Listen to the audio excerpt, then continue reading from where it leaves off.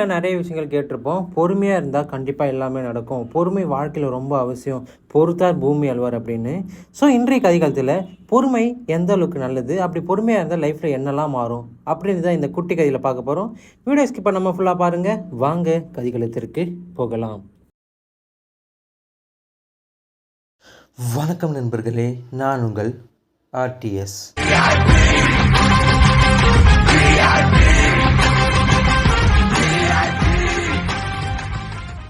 ஒரு எழில் நிறைந்த காட்டில் புத்தரும் அவர்களோட சீடரும் நடந்து வராங்க. நடந்து வர வழியிலலாம் புத்தர் ஒவ்வொரு விஷயங்களையும் அழகாக சொல்லிக்கிட்டே வராரு. நடந்து வரப்போ அவரோட சீடரில் ஒருத்தர், குருவே, எனக்கு என்னோடய மனசை என்னால் கட்டுப்படுத்த முடியல. ஆனால் நான் ஒவ்வொரு வாட்டியும் உங்களை பார்க்குறப்போ எனக்கு பிரமிப்பாக இருக்குது. நீங்கள் எப்படி உங்களோட ஆசைகளையும் உங்களோட மனசையும் உங்களோட கட்டுப்பாட்டில் வச்சுருக்கீங்க? அதை பற்றின ஒரு விஷயத்தை, அந்த ஒரு வித்தையை எனக்கு சொல்லித்தாங்கன்ற மாதிரி கேட்குறாரு. காரணம் என்னென்னா, என்னால் என்னோடய மனசை முழுமையாக கட்டுப்படுத்த முடியல. நானும் எவ்வளோ முயற்சிகள் பயிற்சிகள் எடுத்து பார்த்துட்டேன், ஆனால் என்னால் முடியல அப்படின்னு சொல்கிறாரு.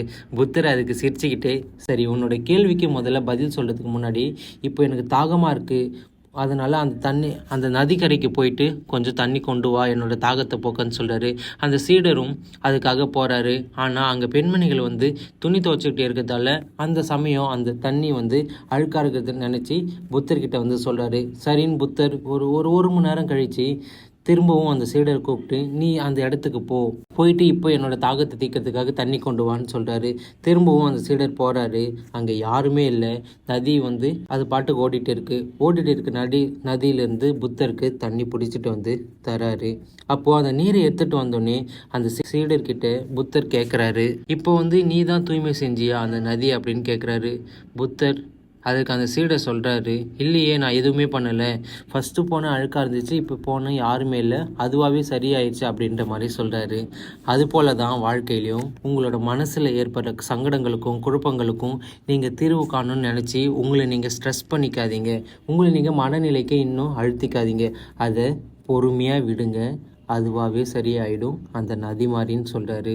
ஸோ கண்டிப்பாக வாழ்க்கையில் நமக்கு ஏற்படுற பிரச்சனைகள், நமக்கு ஏற்படுற மன உளைச்சல்கள், மன நிம்மதியே இல்லாமல் போகுதுன்னு பார்த்தீங்களா? அந்த மாதிரி சமயங்களில் பிரச்சனைகளை நீங்கள் அப்படியே விடுங்க. நீங்கள் அதை கண்டுக்காமல் விடுங்க. பிகாஸ் அந்த ஒரு விஷயத்தை நம்ம நினைக்க தான் நமக்கு இன்னும் அதோட அளவு அதிகரிக்கும். ஸோ அதை நாங்கள் அப்படியே மறந்துட்டு அடுத்த விஷயத்துக்கு போங்க. ஆட்டோமேட்டிக்காக பொறுமையாகவே அதுவாகவே அந்த விஷயம் சால்வ் ஆகிடும். ஸோ இந்த கதைகளுக்கு இதை தான் நம்ம கற்றுக்குறோம். ஸோ கண்டிப்பாக இந்த ஒரு பதிவு உங்களுக்கு பிடிச்சிருக்குன்னு நான் நம்புகிறேன். மறக்காமல் நம்மளோட பேஜை சப்ஸ்கிரைப் பண்ணிக்கோங்க. மீண்டும் அடுத்த ஒரு அருமையான கதைகளுக்கு உங்களை பார்க்குறேன். RTS.